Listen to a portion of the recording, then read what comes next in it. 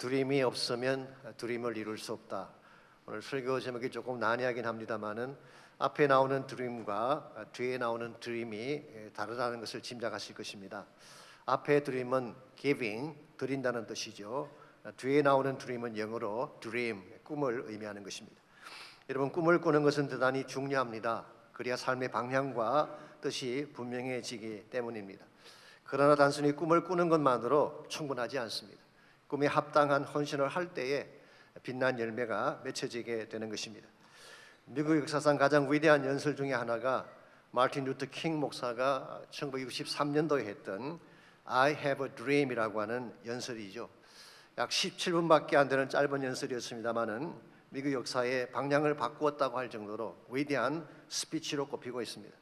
많은 역사가들은 이것이 미국의 인권 운동을 꽃피우게 하는 계기가 되었다고 평가를 하고 있습니다. 그러나 단순히 마틴 루터 킹 목사가 나는 드림이 있다라고 연설한 것 때문에 그런 역사가 일어난 것은 아닙니다. 실제로 그는 그 드림을 위해 뛰었고 희생을 했기 때문에 그 열매가 아름답게 꽃피게 되는 것입니다. 마틴 루터 킹 목사가 학교를 졸업한 후에 알라바마의 몽고메리라고 하죠. 먹가메리 그 지역에서 목회를 할 때에 그 유명한 로자 팍스라고 하는 사건이 터졌습니다. 기억하실지 모르지만 버스 안에 백인들이 앉는 앞자리에 로자 팍스라는 흑인 여자가 앉았다가 경찰에 체포되는 어처구니 없는 그런 사건이 일어났죠. 요즘 같으면 상상조차 할 수 없는 일이지만 그때는 그랬습니다. 소위 말하는 racial segregation 법이 있어가지고 백인과 흑인은 같은 버스 자리에 앉을 수가 없습니다. 식당이나 화장실, 학교가 다 분리되어 있었어요. 심지어 은행에서 집 융자를 해줄 때 흑인들의 거주지를 레드라인으로 칠을 해놓고 그 안에 있는 자들에게는 융자를 해주지 않았다고 합니다. 이와 같이 불합리한 법 가운데서 흑인들이 들고 일어나죠. 소위 말하는 버스 보이콧 운동이 일어나게 됩니다. 여기에 가장 크게 임발부하고 큰 역할을 했던 인물이 바로 마틴 루터 킹 목사였습니다. 제가 기록을 보니까 이것 때문에 25마일 존에서 30마일도 달렸다고 체포영장이 발부되고 감옥에 가는 일이 있었습니다. 그의 집에 폭탄이 장치가 돼서 폭파되는 이런 끔찍한 일도 벌어졌고 칼로 가슴을 찌르는 사람도 등장을 했습니다. 그러다 결국 1968년도에 멤피스의 한 모텔에서 암살당함으로 생을 마치고 말지 않았습니까?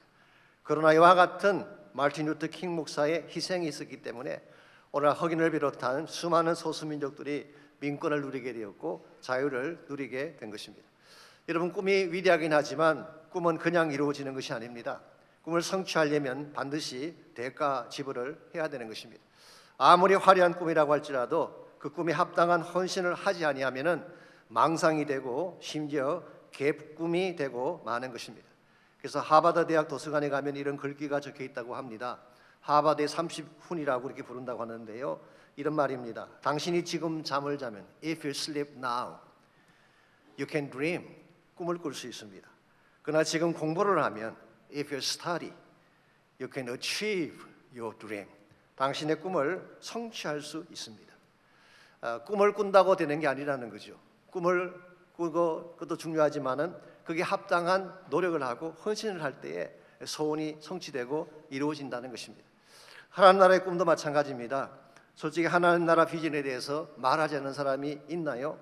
요즘 얼마나 많은 사람들, 많은 교회들이 킹덤 비전에 대해서 외치고 있습니까? 그럼에도 불구하고 실제로 그 비전을 위해 자신을 드리는 사람들은 생각보다 많지 않습니다. 저희 본교회도 그동안에 KFC라고 Kingdom Focused Church를 표방하면서 선교에 대해서 강조를 많이 해왔죠. 그러나 솔직한 제 고백은 생각처럼 선교에 전념을 하지 않았던 것은 사실입니다. FF 일기를 끝내면서 사실 많이 달라지긴 했습니다. 많은 분들이 선교적 삶을 살겠다고 헌신하기도 하고 실제로 자신의 물질과 기도로 헌신하신 분들이 많이 등장을 했습니다. 참으로 감사할 일이 아닐 수가 없습니다. 그러나 이것만으로 충분하지 않습니다. 저희 교회 전체가 미셔널 처치, 선교적 교회가 되어져서 선교를 위해 물질을 드리고 기도를 드리고 전심을 다 쏟는 교회가 될 때에 하나님 나라 비전을 위해서 쓰임받게 되는 것입니다. 그러므로 우리의 꿈이 아니라 하나님 나라의 드림을 위해서, 나의 만족이 아니라 하나님의 소원을 이루어 드리기 위해서 킹덤 비전에 실제로 참여하는 개인, 참여하는 교회가 되어야지 우리 삶의 열매가 아름답게 되는 것입니다. 우리가 어떻게 하면은 하나님 나라 비전에 함께 동참을 해서 하나님이 가장 기뻐하시는 소중한 열매를 잘 맺으며 살아갈 수 있을지, 오늘 같이 봉독한 본문을 중심으로 이것을 함께 정리하려고 합니다. 오늘 같이 봉독한 본문에 보시면 다윗이 남겼던 마지막 업적에 대한 말씀이 기록이 되어 있습니다. 근데 참 아이러니하게도요, 이 업적은 다윗이 저지른 마지막 실수 위에 세워져 있습니다. 제가 그 배경을 간단하게 정리해 드리자면, 먼저 앞으로 가셔서 1절을 잠깐 보시기 바랍니다. 사탄이 일어나 이스라엘을 대적하고 다윗을 충동하여 이스라엘을 계수하게 하느라. 이것은 다윗이 인구조사를 한 사실을 말씀하고 있는 것이죠. 그런데 동일한 내용을 기록하고 있는 사무엘하 24장을 보면 하나님께서 다윗을 격동시키셔서 인구조사를 하겠다고 기록합니다. 어느 것이 맞는 것일까요? 사탄이 격동한 것일까요? 하나님이 격동하신 것일까요? 제 생각에는 사탄이 충동을 했다고 생각합니다. 다윗의 마음속에 있는 인간적인 과시욕과 교만을 사탄이 건드린 것입니다. 그래서 자기도 모르게 본인을 과시하기 위하여 군대의 숫자를 조사하게 한 것이죠. 이러한 다윗의 모습을 하나님이 기뻐하셨을 리가 없습니다. 그래서 maybe 그 마음을 돌이켜 보려고 애를 썼지만 다윗이 계속 굽히지 않고 그것을 주장하게 되자 하나님이 오케이, go ahead, 너가 그렇게 원하는 것이라면 해봐, 그렇게 허용한 케이스입니다. 그러므로 이것은 하나님이 충동한 케이스가 아니라 만류하셨음에도 불구하고 진행을 하셨기 때문에 진노한 케이스로 보는 것이 옳습니다. 잘 아시겠지만 인구조사 자체는 잘못된 것이 아닙니다. 구약 성경에 보면 인구조사를 한 기록이 여러 곳에 소개가 되어 있습니다. 예컨대 민수기 1장에 보시면은 이스라엘 백성이 시내산 아래 있을 때에 인구조사를 한 적이 있죠. 즉 광야 생활을 시작하기 전에 이스라엘 전체의 숫자를 계수한 것입니다. 민수기 26장에도 인구조사를 한 기록이 있고 출애굽기 30장 12절 이하에 보게 되면 역시 인구조사를 한 기록이 나옵니다. 이때는 성소의 반세계를 드리는 성전세를 위한 인구조사를 파악하기 위해서 제사장들이 이미 이를 맡아서 한 것입니다. 오늘 본문에 소개된 다윗의 케이스는 다른 것입니다. 자신의 군사력을 과시하고 군사력을 강화하기 위해서 인구조사를 한 것이기 때문에 제사장이 아닌 군대 장관 요압을 각 진영으로 보내서 남자들의 숫자를 계수하게 한 것입니다. 성경 기록에 보면은 이것을 9개월 20일간 진행했다고 했고, 그 결과 이스라엘에서 칼을 뺄 수 있는 사람의 숫자가 80만 명, 유다의 50만 명이 계수되었다고 합니다. 합치면 130만 대군 아닙니까? 어마어마한 숫자죠.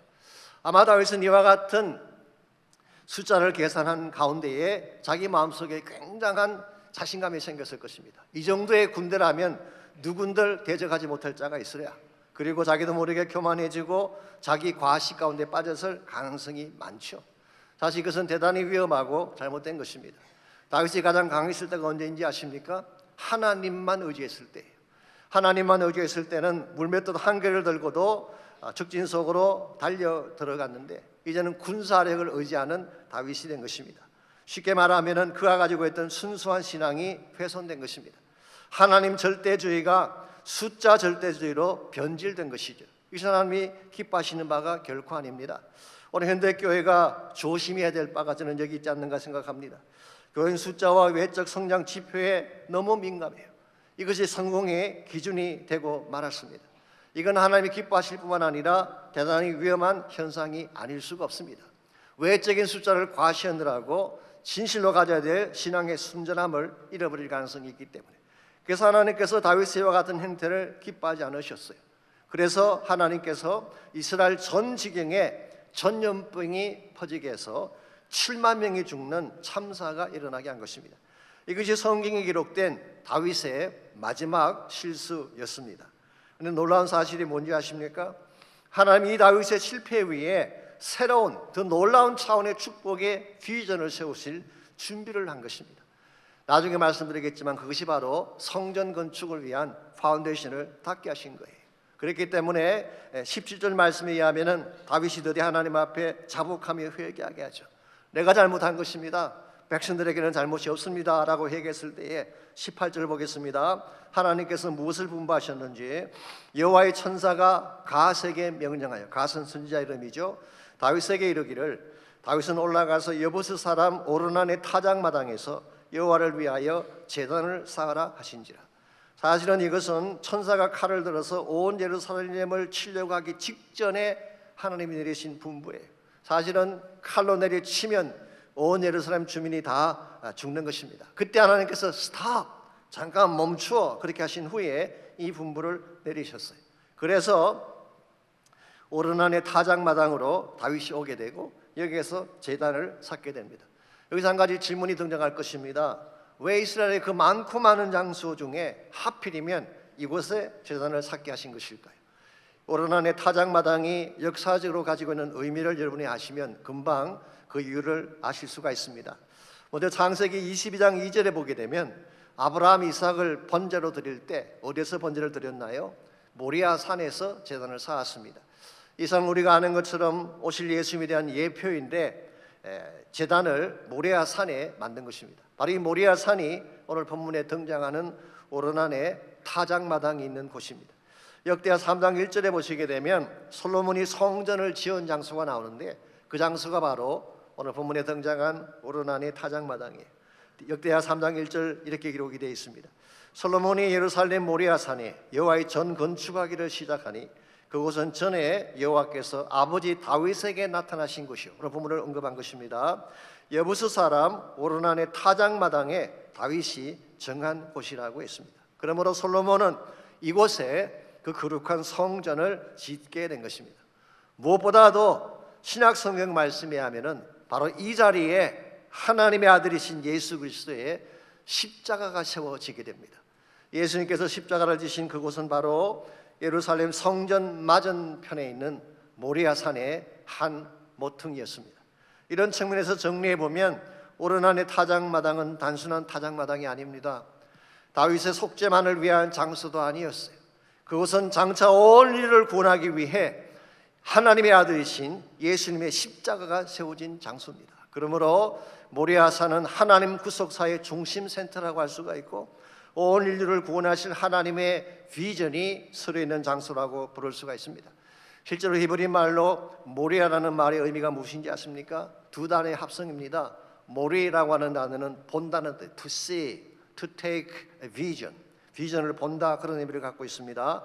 야라고 하는 단어는 야훼의 준말이죠. 그러면 합치게 되면 vision of 야훼, 여호와의 비전이라는 뜻을 가지고 있습니다. 그러면 여러분과 제가 정말 하나님의 꿈을 보기를 원한다면, 하나님 나라의 비전을 보기를 원한다면 어디로 가야 될까요? 모리아 산으로 올라가야 되는 것입니다. 그래야 영혼을 볼 수가 있고 쇠하지 않는 인생의 가치를 보게 되는 것입니다. 오늘 수많은 사람들이 저마다 성공하겠다고 산을 올라가고 있죠. 이 세상의 산이라고 하는 것은요, 아무리 오르고 올라도 끝이 없습니다. 오늘 수많은 사람들이 그 성공의 정상에 올라가려고 밤낮을 열심으로 뛰고 있지 않습니까? 아무리 올라가도 끝이 보이지 않아요. 설사 그 산의 정상에 올라간다고 할지라도 올라가 보면 아무것도 없어요. 그러므로 세상의 산을 올라가는 이 삶은 허무한 삶이요, 참된 가치를 위한 삶이 아니라고 말할 수밖에 없습니다. 혹시 아실지 모르죠, 미국의 물리학자 중에 J. 로버트 오펜하이머라고 하는 유명한 물리학자가 있었습니다. 원래 유태인이죠. 이분은 하버드 대학 출신이고 캠브리지 대학에서 공부를 했고 독일의 괴팅겐 유니버시티에서 PhD를 했습니다. 나중에 UC 버클리에서 교수를 했고 프린스턴 대학에서 역시 교수를 했죠. 이 사람이 2차 대전 당시에 로스 알라모스 랩이라고 하는 실험실에서 디렉터로 일을 했습니다. 이곳이 어디냐고 하면요, 소위 말해서 원자폭탄을 만들기 위한 이 맨하탄 프로젝트라고 그러는데요, 이 맨하탄 프로젝트의 중심 랩이에요. 거기에서 그는 원자폭탄을 만들었고요, 그래서 오늘날도 그 사람을 원자폭탄의 아버지라고 부르고 있죠. 이와 같은 화려한 경력을 가진 사람이기 때문에 얼마나 그 삶이 브릴리언트했겠어요. 누가 봐도 성공의 정상에 올랐다, 그렇게 말할 것입니다. 그럼에도 불구하고 이분이 죽기 1년 전에 자신의 업적에 대해서 다음과 같은 말을 남겼다고 합니다. 내가 이루겠다고 믿었던 모든 것들은 바람을 잡는 것과 같았습니다. 이 솔로몬의 전도서를 인용한 것입니다. Like chasing the wind, 바람을 쫓아다니는 것과 같았습니다.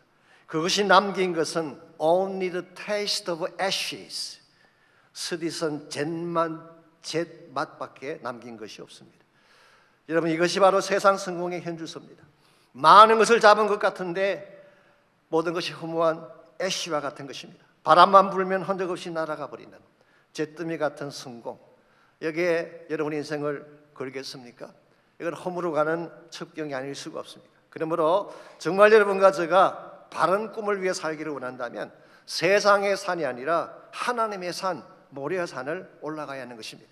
그 산에 올라가서 정말 보아야 될 하나님 나라의 비전을 보고 그게 합당한 헌신을 드릴 때에 한 번을 살아도 바르게 살 수 있고 정말 하나님이 기뻐하는 좋은 열매를 맺을 수가 있는 것입니다. 그러므로 우리가 어떻게 하면 허무한 이 세상의 꿈이 아닌 하나님의 나라 꿈에 참여를 해서 참된 가치를 향해 살아갈 수 있을지, 오늘 본문에 소개된 다윗의 케이스를 통해서 하나님 나라 비전에 참여하는 비결에 대해서 함께 정리해 보려고 합니다. 첫 번째로 우리가 하나님 나라 비전에 참여하려면은 하나님이 준비하신 구속의 계획을 알아야 합니다. 하나님의 구원 플랜을 알아야지 그 비전에 참여할 수가 있습니다. 흔히 그렇게 생각하죠. 구약 성경은 이스라엘 백성의 역사를 기록한 것이고 신약은 이방인들을 위한 책이다, 그렇게 구별합니다마는 그건 잘못된 판단입니다. 하나님은 처음부터 온 인류를 구원할 계획을 세우시고 모든 열방을 하나님 앞으로 부르시기를 원하셨습니다. 지난번에 FEP 강의를 할 때 제가 자세히 말씀을 드렸습니다마는 이것을 보여주는 구약의 three texts, key text가 있어요. 세 개의 본문이 있습니다. 그 첫 번째가 창세기 12장 1절에서 3절이죠. 거기 보게 되면 하나님이 아브라함을 부르신 후에 아브라함에게 주신 약속이 기록이 되어 있습니다. 내가 너로 큰 민족을 이루고 내게 복을 주어 내 이름을 장대하게 하리니 너는 복이 될지라. 너를 축복하는 자에게는 내가 복을 내리고 너를 저주하는 자에게는 내가 저주하리니 땅의 모든 족속이 너로 말미암아 복을 얻을 것이라 하신지라. 여기 보시면은 복이라는 단어가 반복해서 나오죠. 내가 너에게 복을 주고 You shall be a blessing. 너 자신이 복이 되라, 그렇게 말씀하셨어요. 여기서 말하는 복은 물론 일반적인 복이 포함될 것입니다만은 그러나 궁극적으로는 예수 그리스도를 통한 구원의 복을 말하는 것입니다. 갈라디아서 3장 13절에서 16절을 보게 되면 사도 바울이 이 부분을 자세하게 설명을 잘 해놓고 있습니다. 즉 예수의 십자가를 통하여 구원받게 되는 복을 아브라함의 복이라고 말한 거예요. 자, 그럼 이 복이 누구를 위한 것일까요? 이스라엘 백성만을 위한 것, 혹은 유대인들을 위한 것 아닙니다. 분명히 말씀하기를 모든 족속이 너로 말미암아 복을 얻을 것이라. 그리고 하나님의 오리지널 플랜은 처음부터 모든 족속, all nations, 모든 열방, 모든 민족을 다 포함한 것입니다. 오늘 저번에 제가 인생을 열심히 살아야 될 이유가 있습니다. 복이 되기 위하여 복을 받는 삶. 쉽게 표현하면은 참된 복인 복음을 나누기 위해서 돈도 벌어야 되고 인류학교도 들어가야 되고 건강해야 되고 성공한 사업가가 돼야 된다, 그런 뜻이에요. 참된 복을 나누기 위해서 우리가 복받는 인생이 되면 하나님 비전 위에 쓰임받게 되는 것입니다. 두 번째 성경구들이 출애굽기 19장 4절에서 6절입니다. 거기 보시면은 시내산 밑에서 하나님이 이스라엘 백성에게 주신 사명 선언이 나오죠. 흔히 말해서 이스라엘 민족의 미션 스테이트먼트, 사명 선언서가 거기에 잘 나와 있습니다. 그게 보게 되면 핵심은 이것입니다.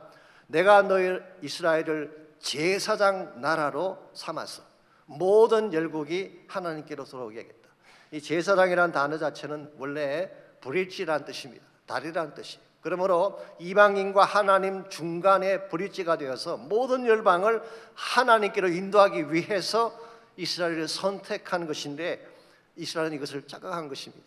자기들만 선택했다, 이 선민사상에 젖어서 배타적인 삶을 그들이 살아왔죠. 이것은 잘못된 인식이긴 합니다만은 원래 하나님의 계획은 브릿지가 되는 삶이었죠. 세 번째 성경구들이 시편 67편입니다. 3절에 보시게 되면 이렇게 기록이 되어 있습니다. 하나님이여 민족들이 주를 찬송하게 하시며 모든 민족들이 주를 찬송하게 하옵소서. May all the nations praise you. 모든 나라들, 모든 열방들이 주님을 프레이즈하게 하십시오. 이것이 이스라엘 백성이 부른 노래입니다. 그들이 올린 기도인데 뭐라고 했나요? 모든 민족이 주를 찬송하게 하소서. 땅의 모든 끝이 하나님을 경외하는 날이 오게 하십시오. 이것이 시편 67편에 나타난 하나님의 뜻입니다. 이게 사실은 선교의 목적이죠. 선교의 궁극적인 목적은 모든 민족, 모든 열방을 다 복음을 통하여 하나님 앞으로 인도한 나머지 요한계시록 7장에 기록된 것처럼 각 나라, 족속, 백성, 방언의 모든 사람들이 함께 모여 구원하심이 보좌에 앉으신 우리 하나님과 어린 양에게 있도다. 이걸 외치는 것이 선교의 최종 목적인 것입니다. 오늘 우리가 이 사실을 바로 알고 하나님의 부르심 앞에 순종할 때에 여러분을 통해서 주의 비전이 성취되게 되고 천국의 열매가 맺혀지게 되는 것입니다. 저는 개인적으로 이번 단기 선교팀들 저에게도 7팀이 나갔는데요, 정말 너무 감사하고 너무 자랑스럽습니다. 어떻게 이 여름 기간 휴가를 가도 시원찮을 그 기간에 선교지 가서 이렇게 수고를 하시는지 정말 너무 감사해요.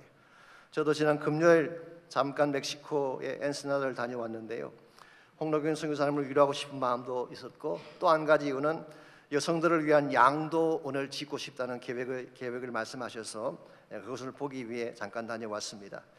아실지 모르지만 현재 그곳에 양로원이 있는데 그것은 남자들만을 위한 양로원입니다. 대다수의 사람들이 가족에게 버림받고 스스로 힘으로 살 수 없는 장애자들이에요.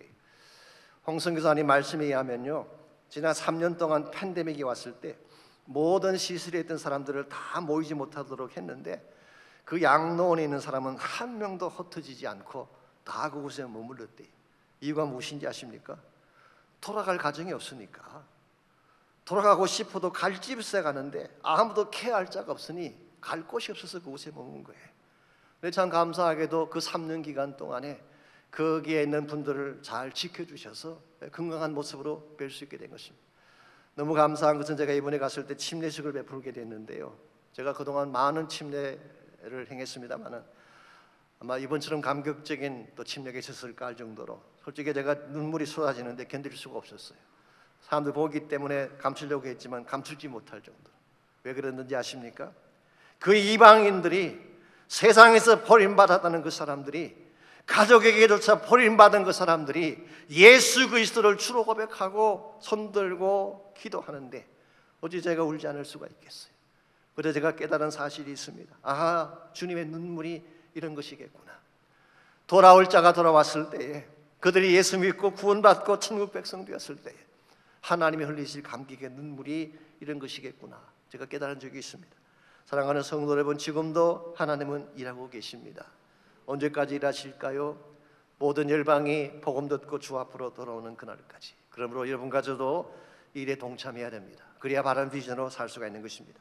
두 번째로 하나님 비전에 참여하려면 대가 지불을 해야 됩니다. 어떠한 비전, 어떠한 위대한 꿈도 대가 지불이 없이 이루어질 수가 없습니다.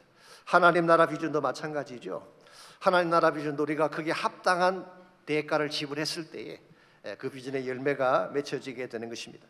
23절 말씀 보시면 이 다윗이 오르난의 타작마당에 나타나자 오르난이 어떤 반응을 보였나요? 왕이 나타났으니까 땅에 얼굴을 대고 왕을 영접한 후에 23절 보시면 이렇게 고백을 합니다.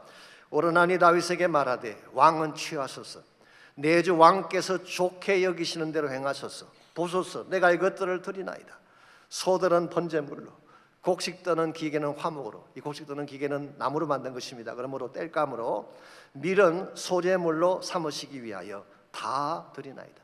이걸 보면요, 오르난도 대단한 인물인 것을 알 수가 있습니다.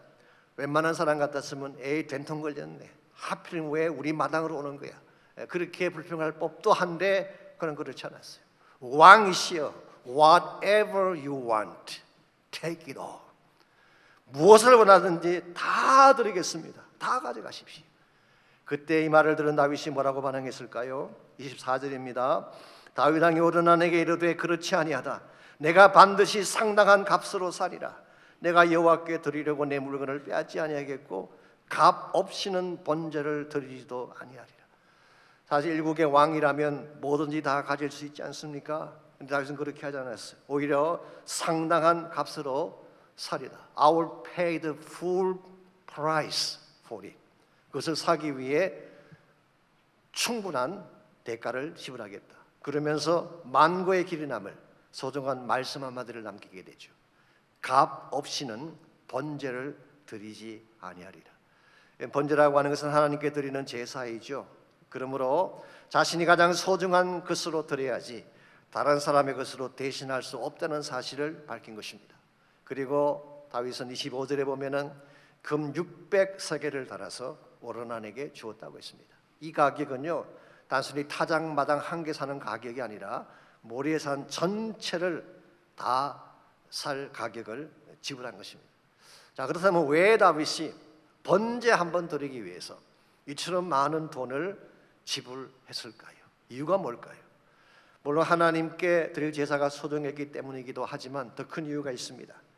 그가 하나님께 받은 은혜가 너무 컸기 때문입니다. 다윗은 알고 있었어요. 자신이 얼마나 하나님 앞에 허물이 많고 더러운 존재인지를. 기억나시죠? 우리의 아내 바세바를 취하기 위해 그가 행했던 악한 일이 있지 않습니까? 그때 그가 침상에 떠나가도록 회개하자 하나님 용서해 주셨어요. 그런데 이번에는 또 인구조사를 함으로써 하나님 마음을 아프게 했습니다. 근데 하나님 또 한 번의 기회를 주십니다. 타작마당에서 번제를 드리면 용서해 주시겠다는 것입니다. 이와 같이 정말 죄 많고 허물 많은 다윗을 용서하시고 사랑하신 그 하나님의 은혜 앞에 다윗은 자신의 가장 소중한 것을, 가장 아름다운 부활을 드리고자 한 것입니다. 그렇기 때문에 그는 여기서 멈추지 않습니다. 오늘 본문에는 기록되어 있지 않지만 역대상 29장에 보면 장차 성전 건축에 필요한 모든 물질을 다 하나님께 올려드립니다. 그래서 다윗은 자기가 가진 재물 가운데 금 3,000달란트, 은 7,000달란트, 이 엄청난 재산이죠. 이걸 다 성전 건축을 위해 드렸어요. 그랬더니 이스라엘의 모든 지도자들이 다 이게 참여를 해서 절구운 마음으로, 자원하는 마음으로 자기들이 가진 모든 것을 다 하나님께 올려드렸어요.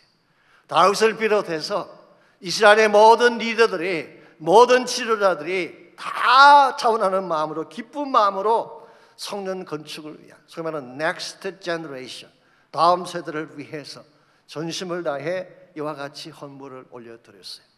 그리고 나서 역대상 29장 14절에서 뭐라고 고백했는지 아십니까? 내 백성이 무시기에 이처럼 절군 마음으로 드릴 힘이 있었나이까? 모든 것이 주께로 말미암아 사오니 우리가 주께 받은 것으로 주께 드렸을 뿐입니다. 자랑이 없습니다. 내 것이라고 주장하지 않습니다. 다 주님 것인데 종이 해야 될 마땅한 일을 한 것밖에 없습니다. 이게 바로 빚진 자의 자세입니다. 자신의 권리를 주장하지 않습니다. 자랑하지 않습니다. 내가 무엇 드렸다고 생색내지 않아요. 마땅해야 될 것, 하나님의 은혜에 비교하면 내가 드린 것 아무것도 아닌데 내가 자랑할 것이 무엇이냐라고 자신의 모든 것을 다 하나님께 올려드리는 자세, 이게 빚진 자의 자세예요. 오늘 여러분과 저의 삶은 어떠한가요? 우린 빚진 자라는 말은 자주 쓰지만 실제 삶은 채권자일 때가 많잖아요. 굴림하고 나의 권리를 클레임하고 누가 잘못하면 용납하지 아니하고 나의 이익만 챙기고 나의 편함만 챙기려고 하는 이와 같은 멘탈리티가 우리에게 있지 않습니까? 이걸 깨어야지 하나님 나라 위에 쓰임받을 수가 있습니다. 나의 가장 소중한 것을 내려놓을 수 있을 때에 하나님의 보화를 향해 나갈 수가 있는 것입니다. 이와 같이 하나님 나라의 비전에 참여하려면 1차적으로는 하나님의 구속계획, 온 열방을 향한 주님의 심정을 알아야 돼요. 두 번째는 나의 가장 소중한 것을 하나님께 드릴 수 있는 바른 헌신의 대가 지불이 필요합니다. 마지막 세 번째로 하나님 나라 비전에 참여하려면 하늘의 응답을 받아야 하는 것입니다. 26절 말씀 보시면 다윗이 제단을 쌓았을 때에 어떤 역사가 일어났는지를 이렇게 소개합니다. 다윗이 거기서 여호와를 위하여 제단을 쌓고 번제와 화목제를 드려 여호와께 아뢰었더니 여호와께서 하늘에서부터 번제단 위에 불을 내려 응답하셨다고 했습니다. 다윗이 드린 제사는 번제이지만 화목제에서 peace offering, 이것은 바로 원수된 관계를 무너뜨리고 하나 되게 만드는 제사가 peace offering입니다. 하나님과 우리는 원래 원수 관계였죠. 에베소서 2장 말씀에 하면 우리는 본질상 진노의 자녀였습니다. 그랬는데 예수님이 십자가를 지심으로 원수된 관계를 깨뜨리고 하나님과 하나 되는 축복을 안겨주셨어요. 요한일서 4장 10절은 이것을 다음과 같이 묘사하고 있습니다. 사랑은 여기 있으니 우리가 하나님을 사랑한 것이 아니요 하나님이 우리를 사랑하사 우리 죄를 속하기 위하여 화목 제물로 그 아들을 보내셨습니다. 이 화목 제물은 바로 atoning sacrifice, 이게 예수님의 십자가 사건을 말하는 것입니다. 하나님과 우리를 하나 만들기 위해 희생 제물로 드려진 사건이 바로 예수님의 십자가 사건. 오늘 여러분과 제가 이 화목 제물을 하나님께 올려드리고 바른 예배, 바른 기도를 드리게 되면 하나님의 응답이 나타난, 오늘 본문에서 그 응답을 하늘로부터 불이 내려왔다고 말씀하고 있습니다. 여기서 하늘로부터 불이 내려왔다고 하는 것은 제 생각에는 두 가지 의미가 담겨 있습니다. 첫 번째는 하나님의 진노가 끝났다, 하나님이 응답하셨다, 그런 의미를 담고 있습니다. 그렇기 때문에 27절을 보시면은 여호와께서 천사를 명령하시매 그가 칼을 칼집에 꽂았다고 했어요. 분명히 바로 예루살렘 전체를 진멸하기 위해 칼을 뽑았던 이 천사의 칼을 하나님께 피스 오퍼링이 드려지는 순간 드디어 칼집에 꽂음으로 이 모든 심판이 끝나고 평안이 주어진 사실을 말하는 것입니다. 이것이 1차적인 응답의 해석입니다. 근데 또 한 가지 가능한 것은요, 우리가 정말 하나님께 회개하고 기도할 때에 하나님께서 하늘로부터 성령의 불을 붙여주시는 것을 의미할 수가 있습니다. 마치 엘리야의 제단에 불이 임한 것처럼 우리가 전심을 다해 회개하고 기도하면 성령의 불이 임하게 되는 것입니다. 이 성령의 불 받지 아니하고 여러분과 저는 복음 위한 사명자 될 수가 없어요. 우리가 아무리 다른 걸 잘 준비하고 철저하게 준비했다고 할지라도 성령 받지 아니하면 복음의 증언자로 살아갈 수가 없습니다. 그러므로 우리가 정말 하나님 나라 비전을 위해 바르게 살기를 원한다면 하나님께 우리의 모든 죄를 다 자복하고 회개하고 전심을 다해 부르짖는 기도가 필요합니다. 이것을 위해 다음 주부터 우리가 뭘 한다고요? 중보기도 축제를 갖는 것입니다. 하나님 우리 사이에 막혔던 모든 담을 다 허물어버리고 다 깨뜨려버리고 하나님이 응답하셔서 하늘로부터 불을 쏟아주시는 역사, 이게 중보기도 축제의 열매예요. 그때 우리의 문제가 해결되는 것입니다. 그때 모든 우리 마음을 덮고 있던 죄악들이 떠나가게 되고 상처가 회복되어지고 체인이 풀려지게 되는 것입니다. 그러므로 여러분 아무리 바쁘시더라도 다음 주를 꼭 오시기 바랍니다. 반드시 1시 반에 중축에 참여하셔서 새로운 부흥의 바람을 경험할 수 있기를 바랍니다. 사랑하는 성도 여러분, 하나님은 지금도 쉬지 않고 일하고 계십니다. 아직도 복음이 들어가지 못한 곳이 너무나 많기 때문에 우리는 구원받고 소망과 기쁨 속에 살아가고 있지만 아직도 사망의 그늘에 앉아서 울부짖고 있는 사람들이 너무나 많습니다. 이들을 바라보며 주님은 지금도 울고 계십니다. 이들이 언제 돌아올지 그들을 바라보며 주님은 기다리고 계십니다. 그러므로 누군가는 가야 합니다. 누군가는 희생해야 됩니다. 오늘 아파하시는 주님의 그 음성 앞에 여러분이 드릴 수 있는 최상의 옥합은 과연 무엇인가요? 이제 같이 한번 영상을 보기를 원합니다. 영상 속에 담겨져 있는 주님의 눈물, 주님의 소원을 여러분이 꼭 읽으실 수 있기를 바랍니다.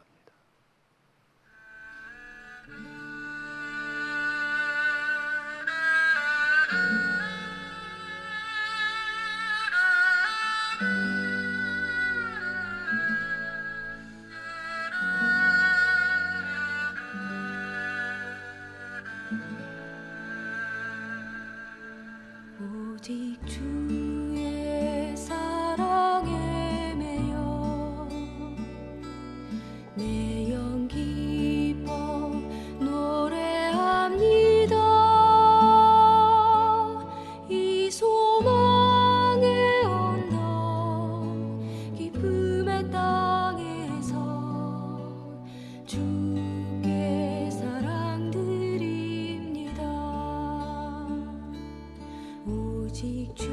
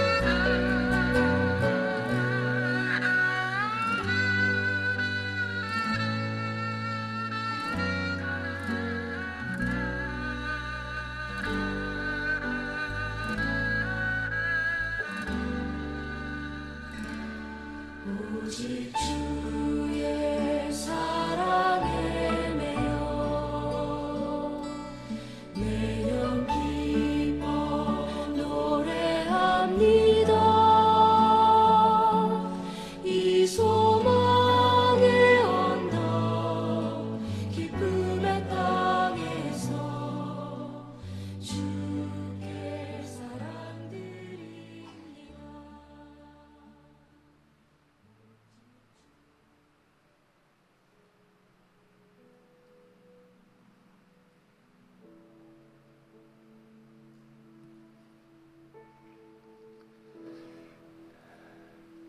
여러분께서 보신 것처럼 추수할 것은 너무나 많습니다. 그런데 일꾼은 없어요. 갈망하며 기다리는 영혼은 너무나 많은데 갈 사람이 없습니다. 우리 중에 누군가는 가야 합니다. 누군가는 헌신해야 됩니다. 저는 저희 교회가 또 하나의 교회로 전락하지 않기를 소원합니다. 미셔널 처치가 되기를 원합니다. 선교 위해 헌금하고 선교 위해 기도하고 생명을 위해 쓰임받는 교회가 될 수 있도록 여러분 함께 기도하실 때 먼저 여러분 자신 하나님께 헌신하며 기도하시기 바랍니다. 내 삶이 선교적 삶이 되게 하십시오. 내 삶의 모든 것이 선교를 위해 집중되게 하시고 하나님의 부르심 앞에 순종할 수 있는 믿음을 달라고 기도하시기 바랍니다. 지금도 세계 곳곳에서 사역하고 있는 선교사들을 위해 기도해 주십시오. 그들의 아픔과 수고를 하나님이 위로해 주시고 그들을 통하여 복음이 전거될 수 있도록 기도하시기를 바랍니다.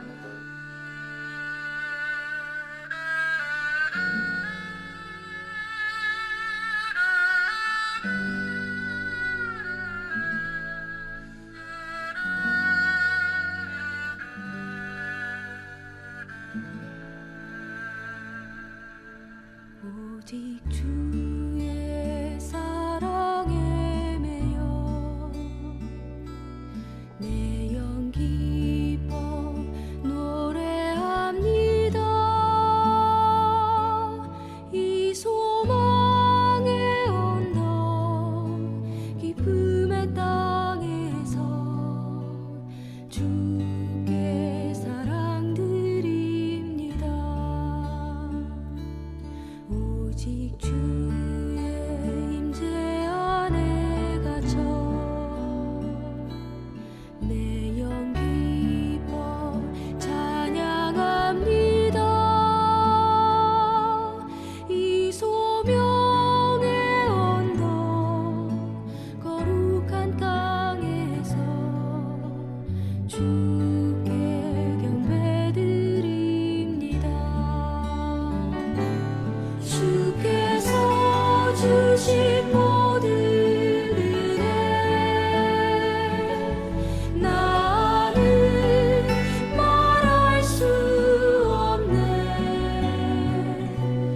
내 영혼 즐거이 주 따르렵니다. 주께 내 삶 드립니다.